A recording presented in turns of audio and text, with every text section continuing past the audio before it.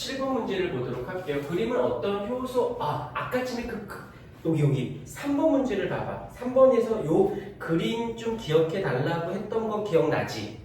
여기서 연습이 조금 됐으면 7번 문제가 조금 자연스럽게 이해하기가 쉬울 것 같아. 그림으로 자주 출제한다라고 말씀드렸는데 여기서 또 그대로 나왔어요. 자, 7번을 보십시다.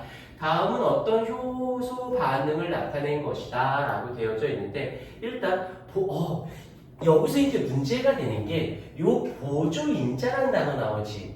이 보조인자는 생명과학 2에 있는 내용이에요.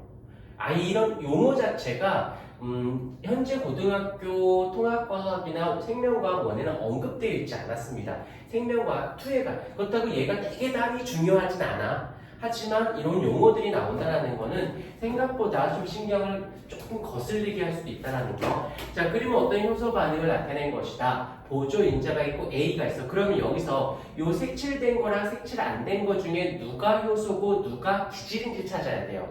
근데 결론을 보자. 여기서 이 효소라고 하는 아이는 특징 중에 하나가 또 뭐가 있냐면 재사용이 가능합니다. 그래서 반응을 여기서 효소는 활성화 에너지에만 만이라고 했던 거 에만 관여해요. 즉 자신은 반응에 직접적으로 관여하지 않습니다. 직접적으로 관여하지 않기 때문에 반응이 끝난 다음에 모습의 변화가 여기선 있다 없다? 여기선 변화가 없어요. 변화가 없는 게 중요한 포인트가 돼. 변화가 없다라는 거, 그게 효소. 그래서 변화가 없어야 다시 써먹을 수 있잖아.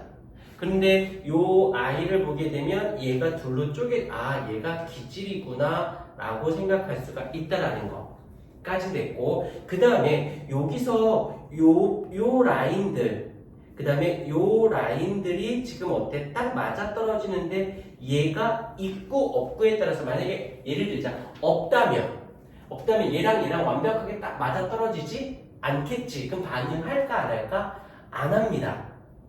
이게 왜 그런 거냐면 얘가 있으면 이 보조인자들이 상황에 따라서 여기서 어떤 기질이 있냐면 이렇게 된 기질이 있을 수가 있잖아. 이런 애가.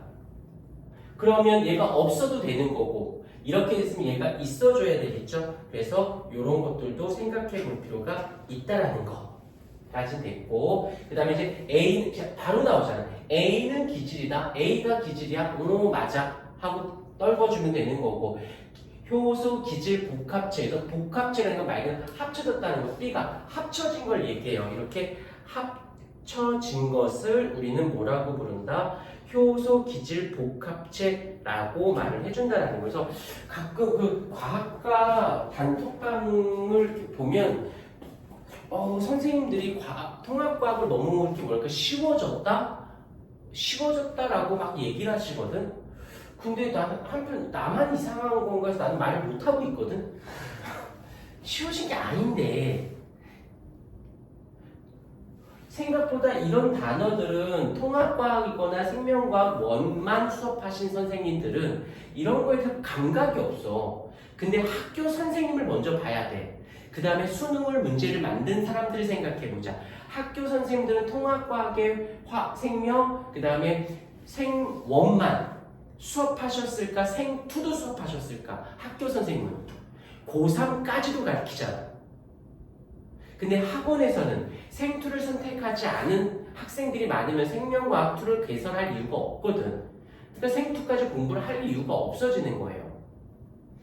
그러니까 모르는 거지. 그 다음에 이 문제를 만든 수능 출제하는 선생님들은 당연히 생명 그쪽에 관련 교수니까 전체를 다 알고 있을 거 아니야. 그러니까 이런 것들을 이런 게 보조인자가 나왔어. 그럼 보조인자의 뭔가를 가지고 얘기를 해. 근데 몰라도 풀 수 있는데 모르면 불편한. 그런 부분을 말해주고 싶었는데 이때 드는 생각. 굳이? 그리고 얘가 이게 생명에만 있지 않고 물리에도 들어있고요. 화학에도 들어있고 생명에도 들어있고 지구과학에도 들어있는 거야. 그리고 얘네가 또 하나 중학교 과정과 연계가 됐거나 아니면 예전 7차 개정, 지금 개정분이잖아. 그 전, 한 7, 8년 전에는 있었던 내용들이 있었어. 거기다가 빠졌는데 다시 들어온 이런 용어 하나, 두 개가 들어가고 안 들어가고에 따라서 문제 스타일이 바뀔 수가 있거든.